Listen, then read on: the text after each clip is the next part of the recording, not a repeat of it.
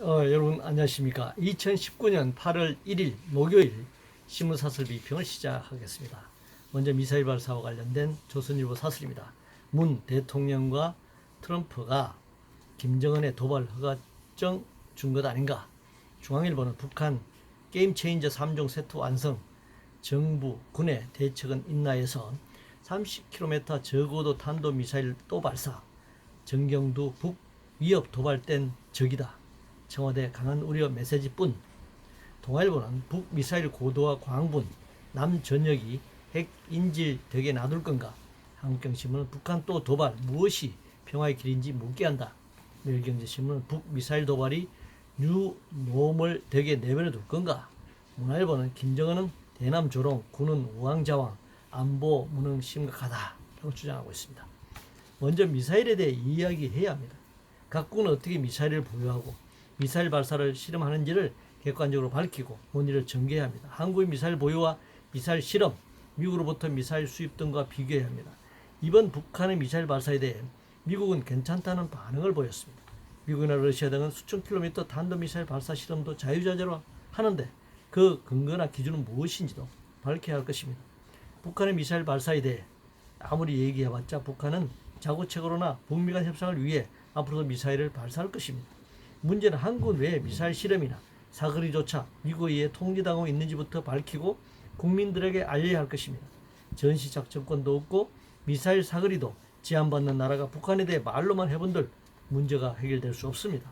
한반도 비핵화를 위해서는 남한의 군사주권 회복, 북미 간 핵협상 진전, 미중러 등 강대국 간, 남북 간 군축 협상이 동시에 진전되어야 할 것입니다.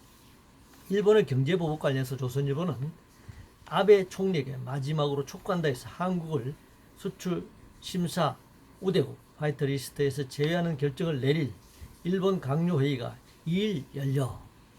동아일보는 미국도 한일 분쟁 일단 멈추라 라는 제목의 사설에서 비난 자제하고 협상 나설 때다.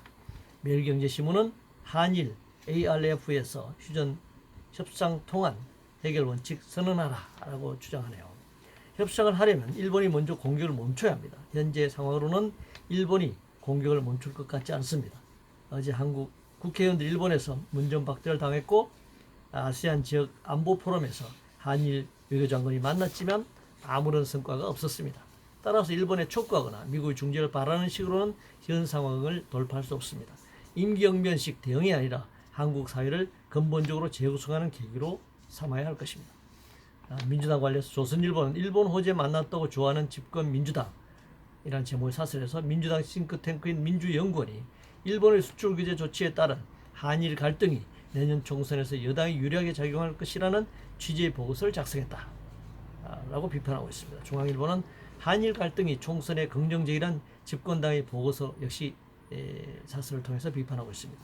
한일 간 대결 국면이 만들어졌는데도 이를 해결할 전략 전술을 제시하는 것이 아니라 자기 총선에서 유불리나 따지고 있는 세력이 정치를 하고 있으니 한심한 노릇이긴 합니다. 하기야 어느 시대나 집에 걸려 겉으로는 국가라는 통제기구를 이용해 노동자 민족을 내세우지만 사실은 자신들의 항구적인 권력 유지에 매진해 왔습니다.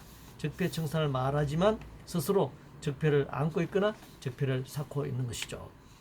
경제지표 관련해서 동아일보는 고꾸라지는 경제지표들 제조업 기반까지 무너져서는 안 된다라는 제목의 사설에서 삼성전자의 2분기 영업이익 작년의 반토막, 반도체와 스마트폰의 동반 부진으로 영업이익이 작년 동기보다 56%나 줄어든 6조 6천억 원에 달한다라고 지적하고 있네요. 매일경제신문은 흔들리는 정시, 경제 기초체력에 대한 신뢰가 무너지고 있다라는 제목의 사설에서 7월 29일 코스닥 무려 4% 폭락했다. 코스닥 지수 최근 3개월 새 약 17% 하락했다고 시작하고 있습니다. 한국경제신문은 근본 사직이 왜 벌어지는지 진지하게 돌아봐야 한다는 제목의 사설에서 국내 경기 침체, 북한, 러시아, 중국의 군사적 도발, 벌어지는 미국, 일본과의 관계, 반기업, 반부자 정서, 리디노미네이션, 화폐 단위 변경을 말하는 것인데요. 관련 소문, 부동산 규제 강화, 정권시장 부진 등을 지적하고 있습니다. 전 지구적 경기 침체, 중미 무역 전쟁 등으로 수출 주도 성장을 해온 한국 경제가 어려움에 처하게 된 것은 당연한 일입니다. 이런 상황에서도 반도체 등에서 6조 원이 넘는 영업이익을 냈다는 것은 양호한 지표입니다. 코스닥지수 하락 역시 추세를 감안하지 않고 특정한 날 폭락을 과대 포장하고 있습니다. 이제 일본이 백색 국가에서 한국을 제외하면 경제 지표는 더 나빠질 것입니다. 한국 사회 재구성, 경제 구조 재조정에 나서야 합니다. 공무원 관련 한국경신문은 공무원이 움직이지 않는 진짜 이유, 정부는 아직도 모르나라는 제목의 사설에서 적폐 수사, 정책 감사, 보안 법령, 복지부동 고착화, 공무원 개인 상벌 면책이 아니라 시스템 문화를 바꿔야 한다 이렇게 주장하고 있네요. 공무원은 법률과 시행령, 규칙, 세칙 그리고 조례 등에 따라 기계적으로 판단하고 집행하는 데 익숙한 사람들입니다. 동시에 집권 세력의 정치적 성향이나 노선에 따라 복지부동하는 성향을 갖고 있습니다. 공직사회 공무원이 처한 구조적 한계입니다.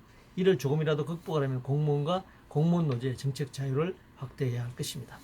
검찰 인사와 관련해서 문화일보는 문 정권 수사검사들 좌천, 권력의 줄서라는 메시지인가?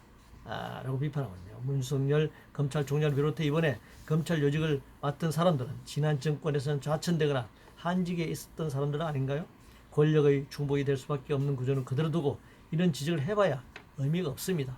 검찰총장 지선제를 통해 정치 권력으로부터 독립성을 확보해야 할 것입니다. 환율 관련해서 문화일보는 10년 만의 미국 금리 인하, 환율 전쟁 재발에 대비해야 한다라는 제목의 사설에서 미국 중앙은행인 연방준비제도가 31일 연방기금 금리를 0.25%포인트 내려 10년 7개월 만에 단행된 미국의 기준금리 인하는 글로벌 통화 흐름의 중대 변곡점이 될 것이고 한국 경제 수출에 타격을 입힐 것이다 이렇게 주장하고 있습니다. 이번 금리 인하와 상관없이 세계는 환율 전쟁이 지속되고 있습니다. 특히 1970년부터 시작된 미국의 달러에 대한 금태환 금지로부터 시작된 변동 환율제가 시행된 지 반세기 동안 환율은 그야말로 금리 변동을 넘어 금융 자본주의 환율 전쟁 상황이 반복되고 있는 것이죠. 여기에 무역 전쟁, 제국주의 군사 전쟁까지 결합되어 있는 것이 오늘날 세계적인 위기다 이렇게 얘기할 수 있습니다. 이상으로 2019년 8월 1일 목요일 신문사설 비평을 모두 마치겠습니다.